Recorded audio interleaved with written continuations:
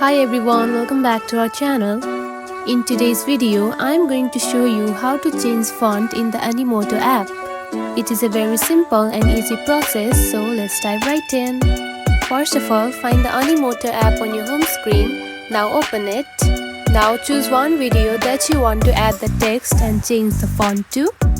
Then if you don't have the text on your video, simply tap onto text and you can add new text to your video.